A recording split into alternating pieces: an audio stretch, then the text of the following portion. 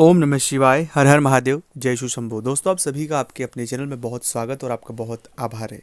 जब कभी भी हमें ऐसा लगता है कि हमारे घर में किसी व्यक्ति ने कुछ करवा रखा है, बहुत दिनों से, बहुत महीनों से, कुछ वक्त से घर में स्ट्रगल ख़त्म ही नहीं होती, या तो हमारे काम नहीं बनते, घर में विवाह शादी नहीं होती, कोई ना कोई हमेशा बीमार बना रहता है, घर में कुछ ऐसी चीज़ें घटित होना कुछ समय से लग जाती है कि हमें समझ ही नहीं होता है कि जीवन में क्या चल रहा है।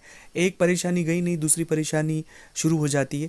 ऐसा सामान्य परिस्थितियों में नहीं होता है, ये विशेष परिस्थितियों में होता है कि ये परेशानियाँ एक वक्त से हमारा पीछा छोड़ने का नाम ही नहीं ले रही है। हम बहुत परेशान हो जाते हैं, कई बार सोचते भी हैं कि क्या हो चुका है।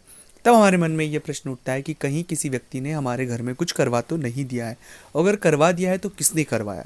तो आज इस वीडियो में हम जानेंगे कि ये पूरी जो तरीका है, पूरी जो बातें हैं कि कोई व्यक्ति अगर किसी व्यक्ति के घर में कुछ करवा देता है, ये जो बातें हमारे दिमाग में शुरू हो जाती है वो कहाँ से शुरू होती है, उनका क्या उपाय है, क्या रोल है और उनसे कैसे निपटना है, ये पूरी बात इस वीडियो में समझेंगे।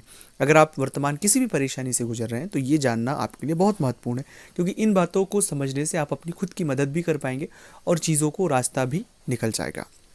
अगर अभी तक आपने चैनल को सब्सक्राइब नहीं किया है, चैनल से नहीं जुड़े हैं, प्लीज़ आप चैनल को सब्सक्राइब करके जुड़ जाए, कमेंट्स में भोलेनाथ का नाम लिखें।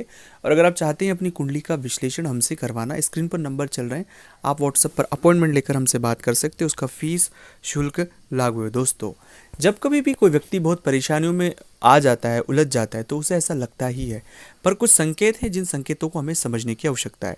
जैसे कि अगर हम घर में जाते ही हमारा मन नहीं लगना, हमारा जब मन नहीं लगना शुरू हो जाए, घर में जाते से हमें बहुत ही ऐसा उचावटन सा लगे कि घर से कहीं बाहर जाए, बाहर रहते तो बहुत अच्छा लगता है लेकिन घर में आने के बाद हमें बहुत नेगेटिव फील होता है। दूसरा ऐसा कि हमें एक बदबू हमारे इर्द गिर्द महसूस होती है, ऐसी बदबू जो हमने कभी महसूस नहीं की हो, उस तरह की बदबू आना।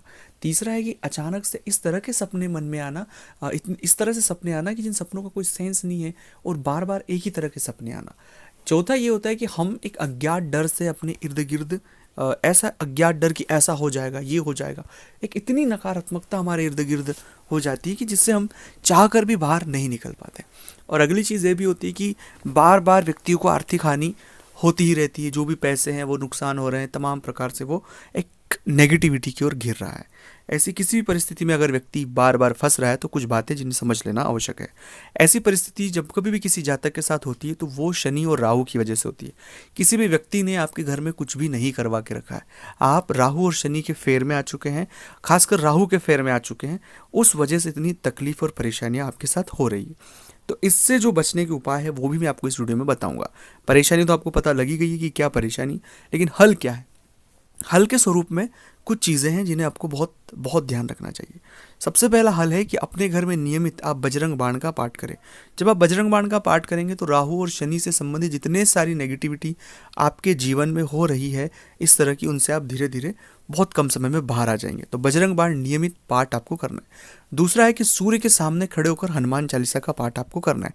ऐसा प्रयोग करने से सूर्य मजबूत भी होता है और इसका प्रयोग करने से जितने सारे ग्रहों के नकारात्मक प्रभाव, इन प्रभावों को बहुत कम समय में हम कम कर सकते हैं।